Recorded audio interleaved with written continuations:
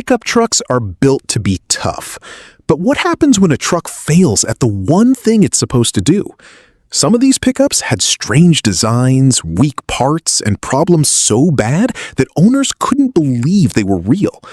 They looked like work machines, but many became complete nightmares. These are the 7 worst pickup trucks you must see. Don't forget to like, subscribe, and thanks for watching. The 1972 Chevrolet K5 Blazer Chalet is one of those rare machines that doesn't just sit in automotive history quietly. It almost feels like it whispers a strange idea every time you look at it.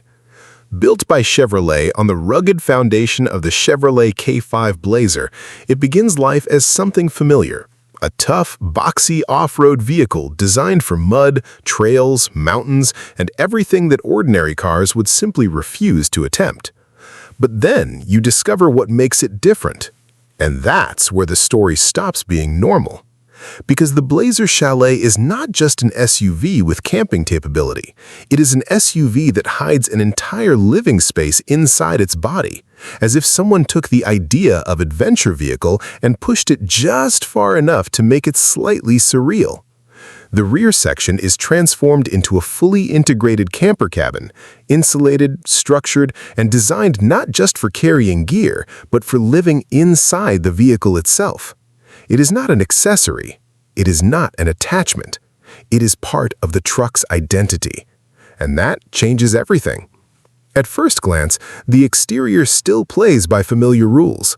The front end looks like a normal 1970s Chevrolet off-roader. Square headlights, upright grille, short overhangs, and a stance that suggests confidence in difficult terrain. Nothing immediately tells you that this vehicle contains a second world behind the driver's seat. But the moment you open the rear, the illusion breaks. Inside, the cargo area has been reimagined into a compact but functional camper environment. Sleeping accommodations, storage compartments, and interior fittings turn the back half of the vehicle into something closer to a tiny cabin than a utility space.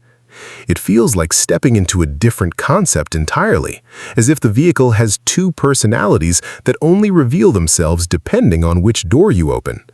One observer described it in a way that feels almost cinematic. It looks like an SUV on the outside, but a survival story on the inside. That dual identity is the essence of the Chevrolet K5 Blazer Chalet. To understand why it exists, you have to go back to the early 1970s, a period when outdoor recreation in America was becoming more than just a hobby. Camping, road trips, and wilderness exploration were turning into a lifestyle movement. People wanted freedom, mobility, and the ability to escape cities without giving up basic comfort. Manufacturers saw this and began experimenting with vehicles that could merge transportation and living space. Chevrolet responded with something bold. Instead of building a separate camper or relying on aftermarket solutions, they integrated the idea directly into a production SUV platform. And the result was the Chalet. And on paper, it sounded almost perfect. A 4-wheel drive machine that could handle rough terrain, carry passengers, and provide sleeping space wherever it stopped. A complete, self-contained adventure system. But reality has a way of reminding engineers that ideas and physics don't always cooperate. The biggest challenge was weight. The standard Chevrolet K5 Blazer was already a solid, body-on-frame off-road vehicle. It was built to endure stress, uneven terrain, and mechanical punishment. But the Chalet added something new, a fully constructed camper structure integrated into the rear body.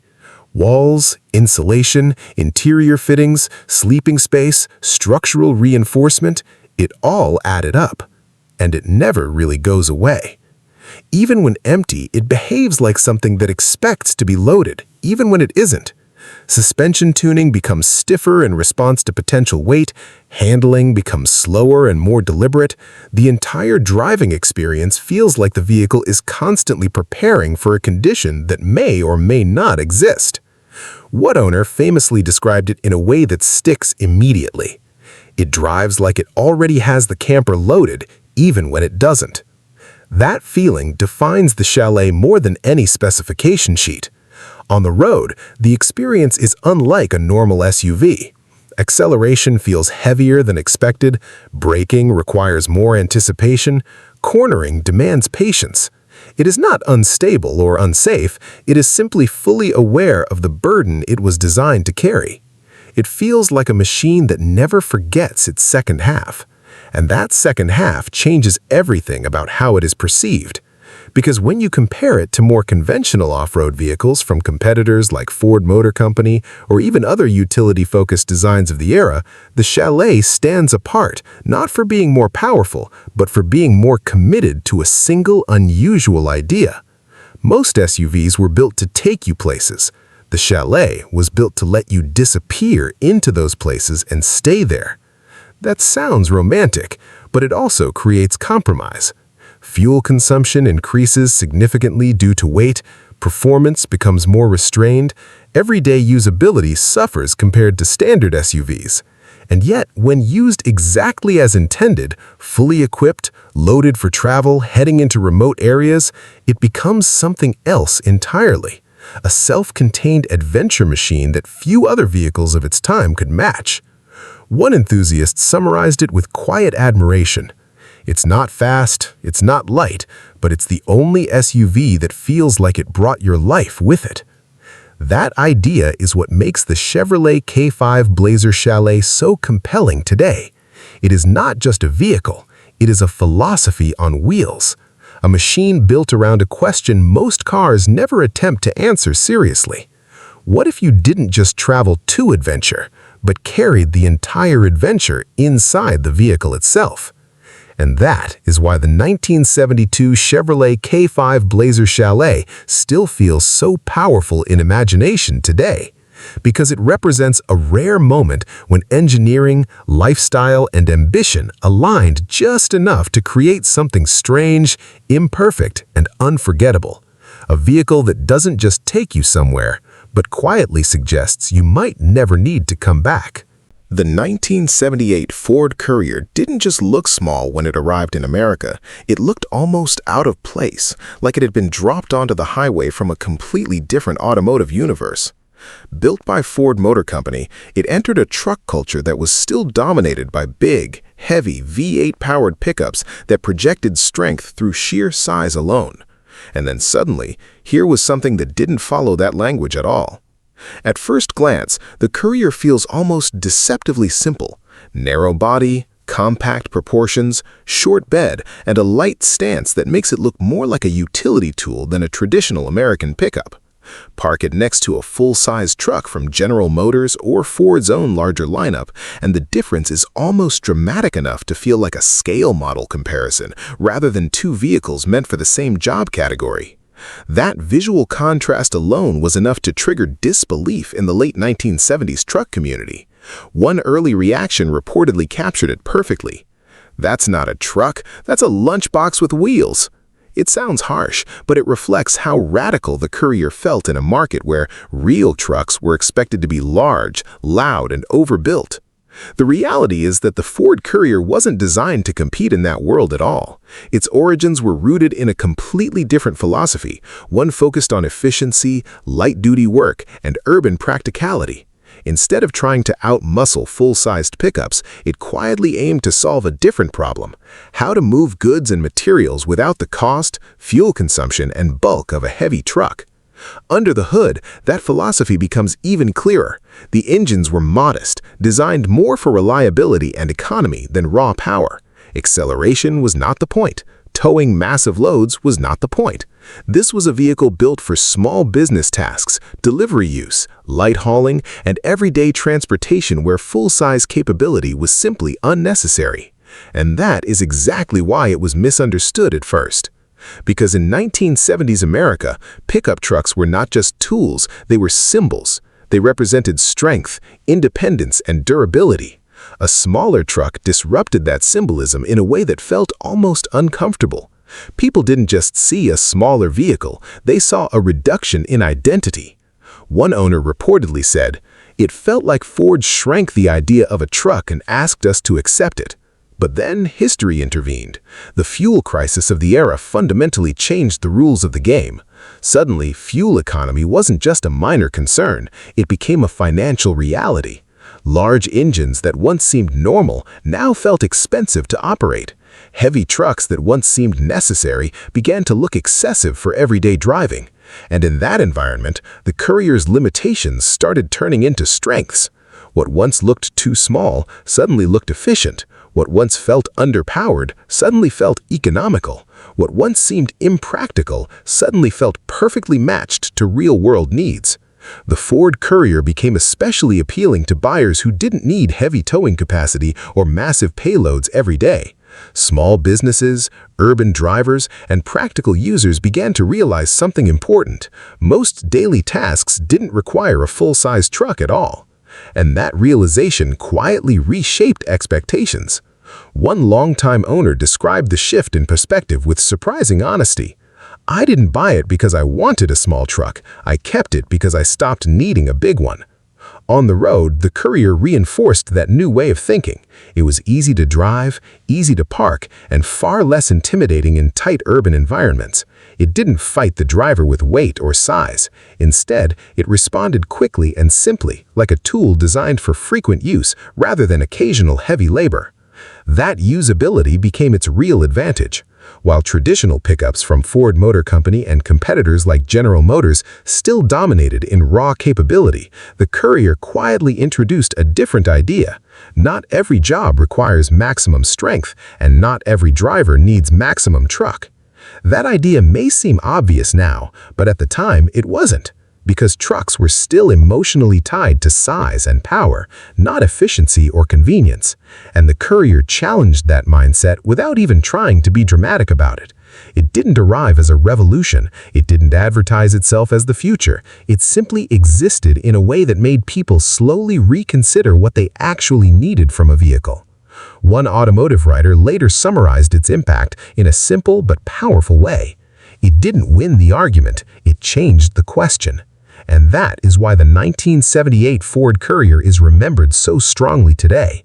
Not because it was the most capable truck, or the most advanced, or the most exciting, but because it marked a turning point where practicality began to compete seriously with tradition in the American pickup world. And once that shift began, there was no going back. The 1982 Dodge Rampage didn't arrive like a normal pickup truck. It arrived like a question nobody asked out loud and then suddenly had to answer. Built by Dodge, it took one of the most familiar automotive formulas in America, the pickup truck, and bent it in a direction that immediately made people uncomfortable because it didn't fit any existing category cleanly. At first glance, it looks almost improvised. The front half clearly belongs to a small passenger car. Low stance, compact proportions, front-wheel drive layout, and soft economy car shaping.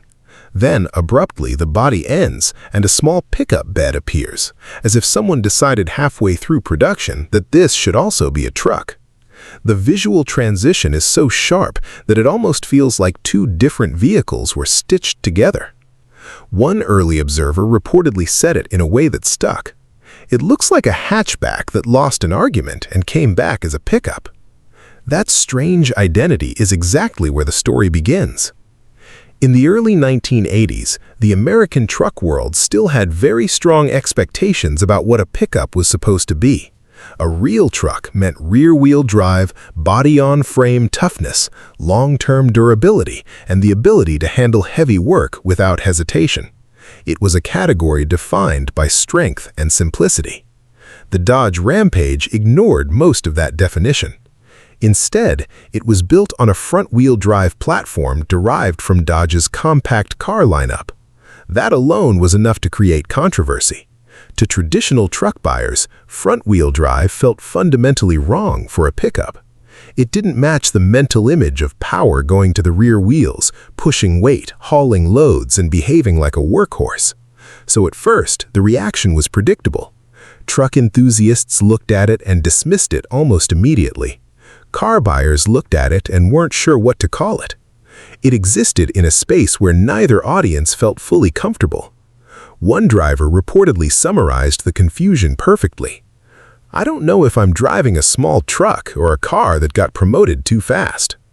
But what makes the Rampage interesting is that underneath the identity confusion, the actual engineering idea was not as absurd as it looked. Because Dodge wasn't trying to build a heavy-duty truck. It was trying to solve a different problem entirely. Urban utility, light cargo transport, everyday usability without the size, fuel consumption, and bulk of a traditional truck. And in that context, the front-wheel drive layout suddenly makes sense. It improves fuel efficiency, it reduces mechanical complexity, it makes the vehicle easier to handle in tight city environments. It turns what would normally be a heavy rear-biased truck into something that behaves more like a compact car with extra function attached. That is the key contradiction of the Rampage. It looks wrong for truck culture, but it works surprisingly well for real daily use. On the road, the Rampage feels completely different from traditional pickups produced by companies like Ford Motor Company or General Motors. Instead of a heavy, truck-like driving experience, it feels light, responsive, and easy to place in traffic. Steering is simple, visibility is good, parking is effortless compared to full-size trucks of the era.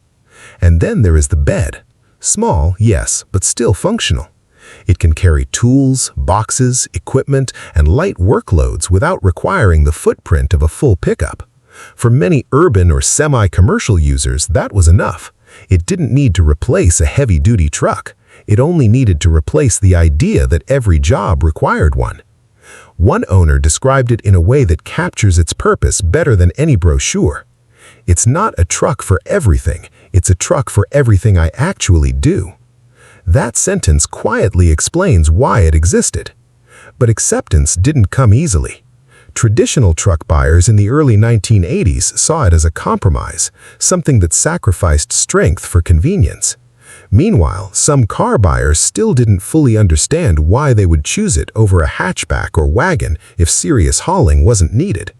It lived in a psychological gap between categories, and that gap is a difficult place for any product to survive.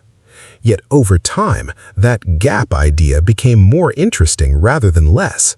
Because what the Rampage was doing, whether people accepted it or not, was challenging a very old assumption that pickups must be large, rear-wheel drive, and built on traditional truck architecture to be useful. It suggested something more flexible, something smaller, something more adaptable to everyday life. In hindsight, it starts to look less like a mistake and more like a preview of future thinking.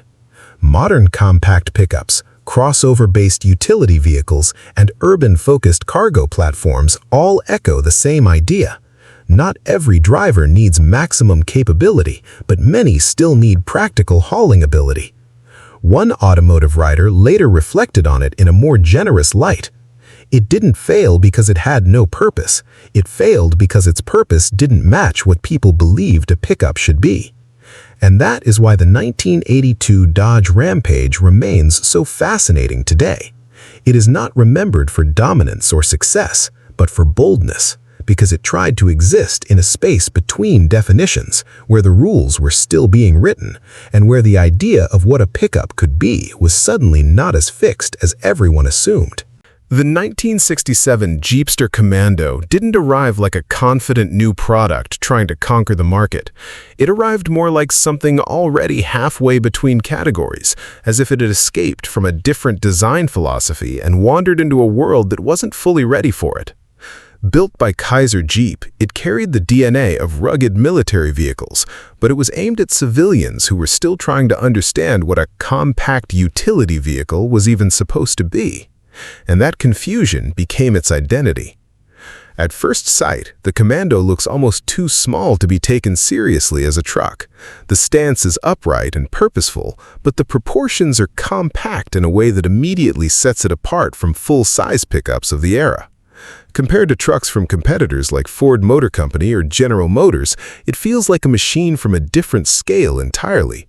Not weaker exactly, but simpler, tighter, more concentrated. One early reaction reportedly captured the feeling perfectly. It looks like a Jeep that got shrunk but didn't lose its attitude. That attitude without size is exactly what made people unsure how to classify it. Because in the late 1960s, the American truck world was still very clearly defined. A pickup was expected to be large, rear-wheel drive, body-on-frame, and built to handle heavy work without compromise. It was a tool first, and everything else second. Buyers knew what they were getting, and manufacturers rarely strayed far from that formula.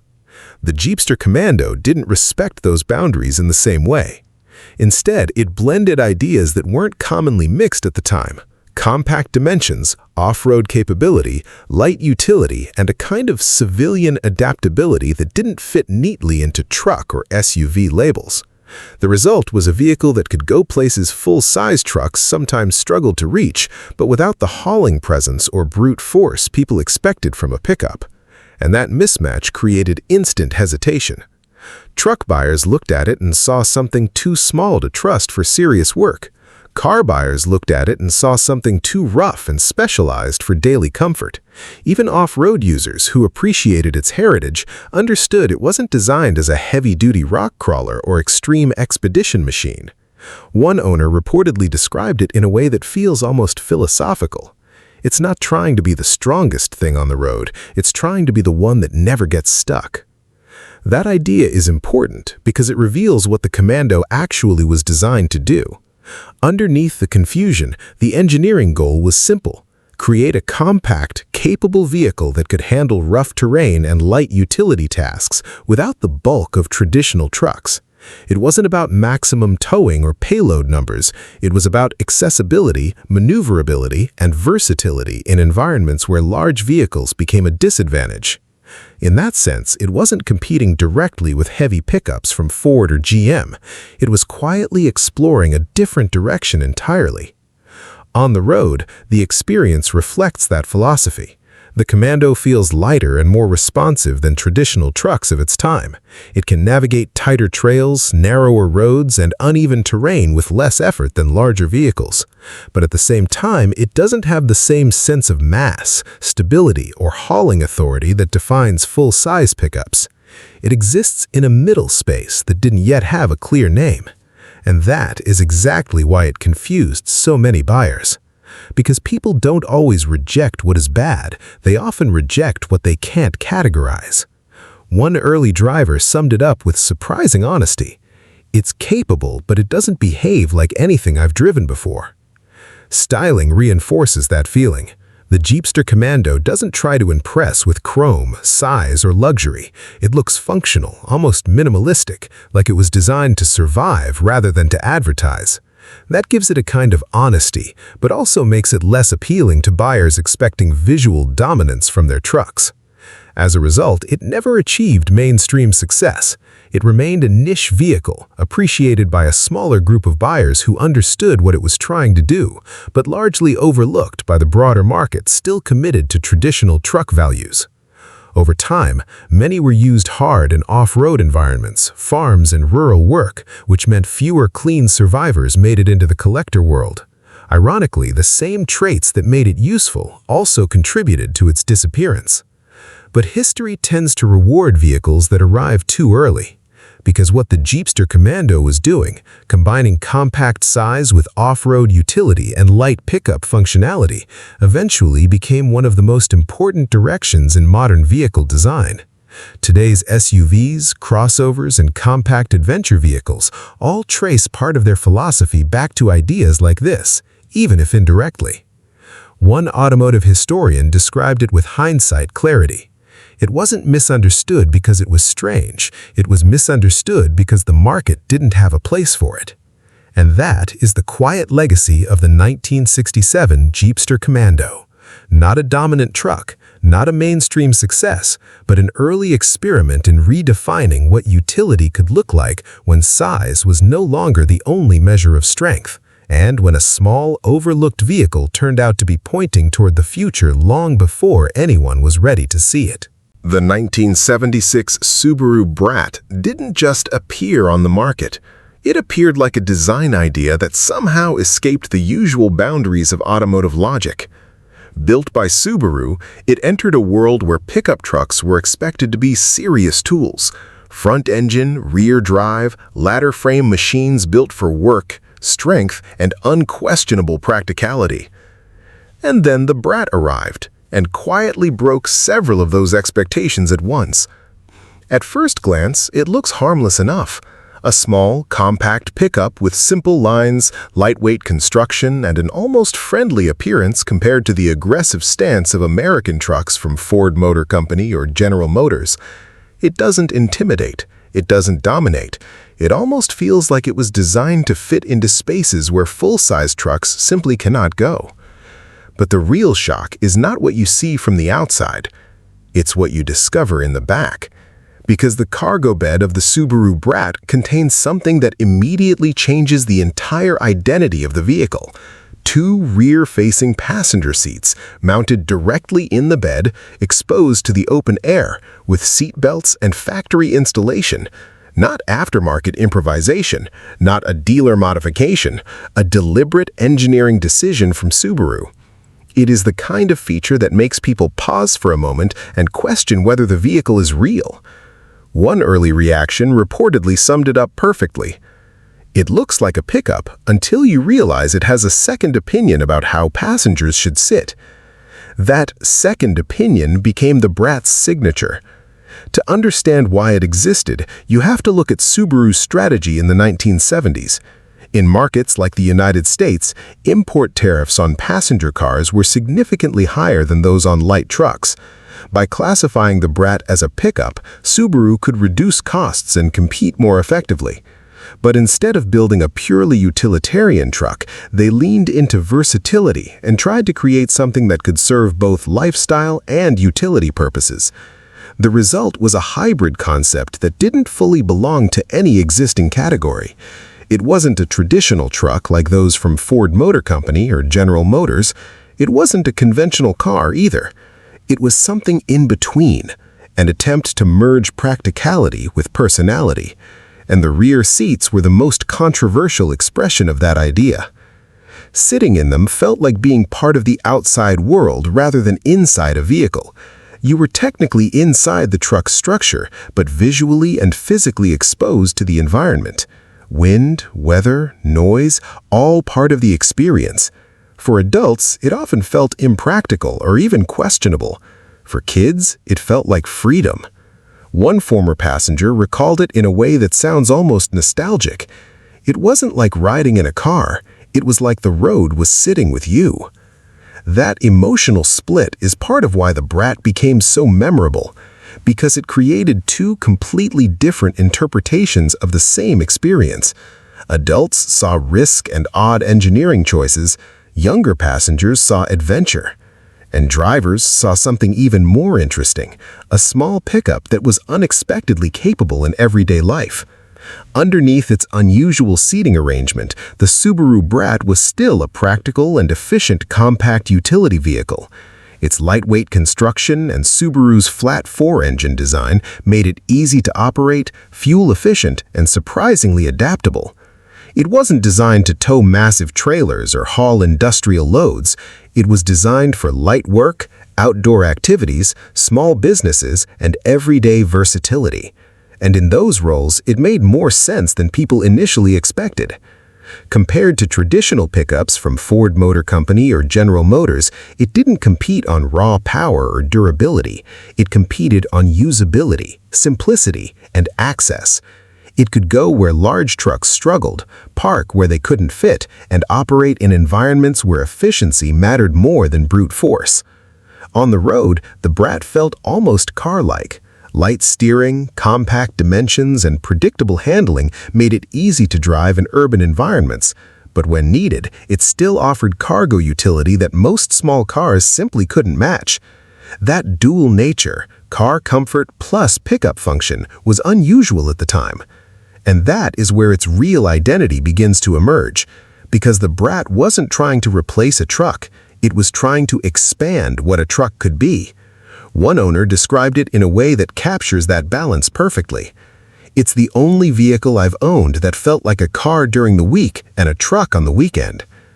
But of course, not everyone appreciated the idea. Traditional truck buyers often saw it as too small, too light, and too unconventional. The exposed seating area raised questions about safety and weather protection, and the compact size limited its appeal for heavy-duty work. Even within Subaru's own lineup, it stood apart as something unusual rather than standard.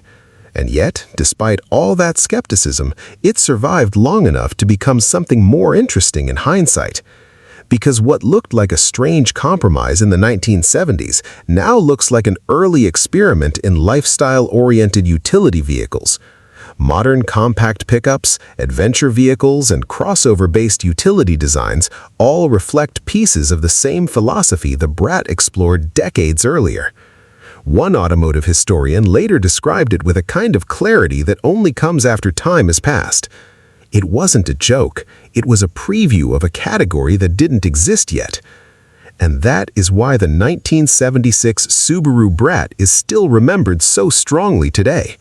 Not because it was the most powerful or the most practical or the most conventional, but because it dared to place passengers in the bed of a truck and ask a question no one else was asking at the time. What if utility didn't have to be serious to be real?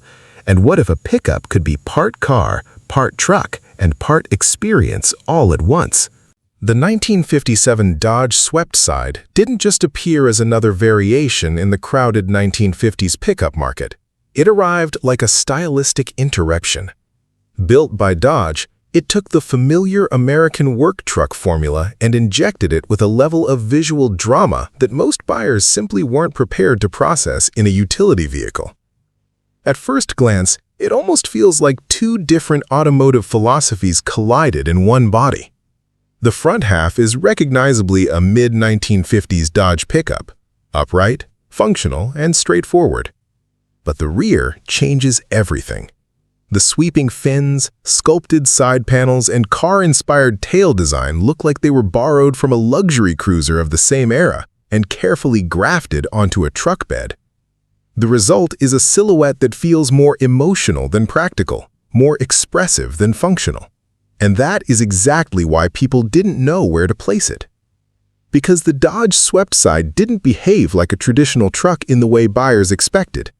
In the 1950s, pickups were still defined almost entirely by purpose. They were tools first, machines meant for farms, construction sites, and basic transport. Styling mattered very little. Simplicity mattered a lot. Anything that looked too fancy risked being seen as unnecessary or even impractical. The Sweptside challenged that mindset directly. One early reaction reportedly captured the confusion perfectly. It looks like a work truck that got dressed up for a party and forgot to change back. That identity confusion became the core of its reputation. From a functional standpoint, it still did everything a pickup was supposed to do. It could haul, carry, and operate like a standard truck of its era. Under the skin, it remained rooted in Dodge's conventional truck engineering. But visually, it told a completely different story. It suggested status, style, and personality in a segment that traditionally avoided those ideas altogether. That contradiction created a divide among buyers. Work-focused owners often looked at it and saw something too delicate, too styled, too concerned with appearance to be trusted in harsh daily labor. They wanted something plain, durable, and easy to repair. The Sweptside, with its complex rear design and decorative ambition, felt like it might be more expensive to maintain or less forgiving in rough use. On the other hand, style-conscious buyers found it intriguing but confusing. It wasn't a luxury car. It wasn't a pure showpiece. It still looked like a working truck underneath the styling, so it didn't fully satisfy either audience. One owner later reflected on that uncertainty with a memorable line. "I liked how it looked, but I never knew what it wanted me to be." That uncertainty limited its success in the marketplace. But what makes the Dodge Sweptside so interesting today is not its sales performance, it's what it represents in hindsight. It was one of the earliest examples of an American manufacturer experimenting with emotional design in a pickup truck. While competitors like Ford Motor Company and General Motors were focused on refinement, durability, and incremental improvement, Dodge took a risk on visual identity. The rear fins, in particular, are what make it unforgettable. In the 1950s, fins were a symbol of futuristic optimism in American automotive design, usually reserved for passenger cars that emphasized style and modernity. Transferring that language onto a pickup was unusual because it blurred the line between utility and prestige. It suggested that even a working vehicle could carry personality and design ambition. But that ambition came with consequences. The styling complexity increased production cost and made repairs more complicated than those of standard pickups.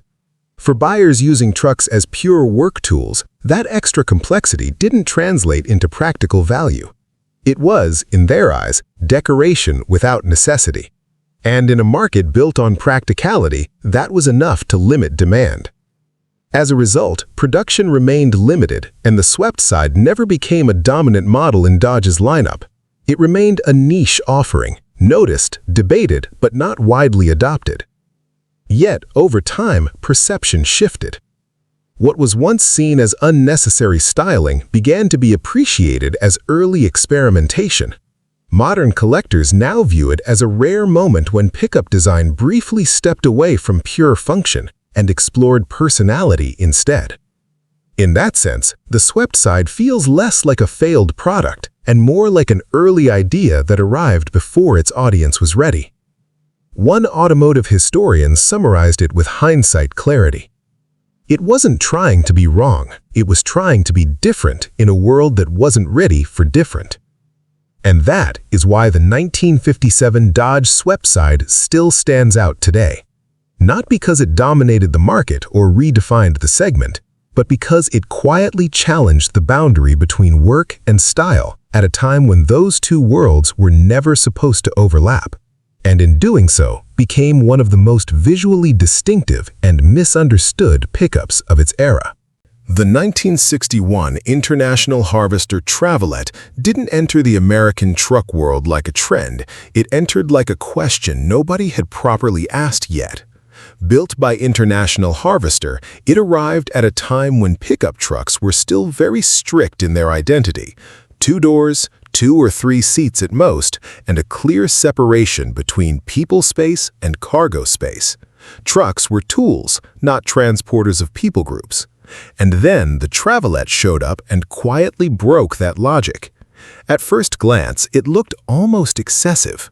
Compared to the standard pickups from Ford Motor Company or General Motors, the International Harvester Travelet was longer, heavier looking, and visually stretched in a way that immediately made it stand out.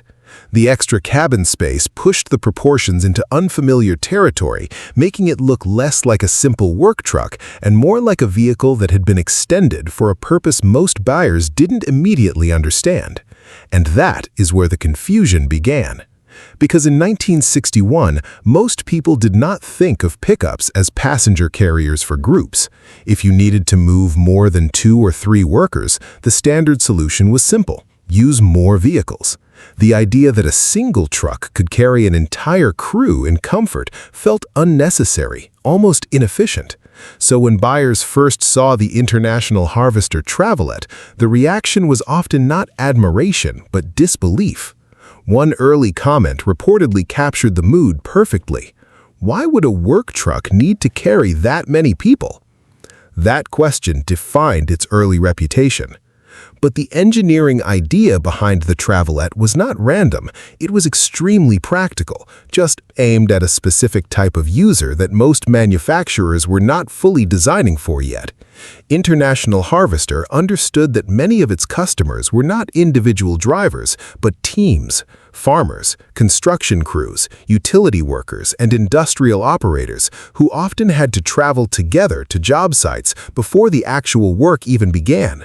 So instead of building multiple vehicles for multiple people, the Travelet combined passenger transport and cargo utility into one platform. A crew of workers could leave together in a single vehicle, arrive together, and still carry tools and equipment in the bed. From a purely operational standpoint, this reduced complexity, saved fuel, and simplified logistics. But in the broader consumer market, where pickups were still personal tools rather than group transport systems, that advantage wasn't immediately appreciated. And that's where the awkward perception came from. It wasn't that the International Harvester Travelet was poorly designed, it was that it was designed for a use case most people hadn't normalized yet. One observer at the time reportedly joked, "It looks like a truck that started picking up extra passengers and never stopped." Inside the cabin, the experience reinforced its purpose. Unlike standard pickups of the era, which often prioritized minimal seating and basic comfort, the Travelet offered additional bench space behind the front row. It wasn't luxurious by modern standards, but for its time it represented a meaningful shift. Passengers didn't have to be an afterthought. That shift, however small it seemed at the time, is what makes it historically important. Because in the early 1960s, the pickup truck was still evolving from pure industrial tool into something more versatile. The idea of combining human transport with cargo capacity in a single vehicle was not yet mainstream. The International Harvester Travelet was one of the first production attempts in the United States to treat crew transport as a built-in function rather than an external workaround. On the road, it felt different from standard pickups as well.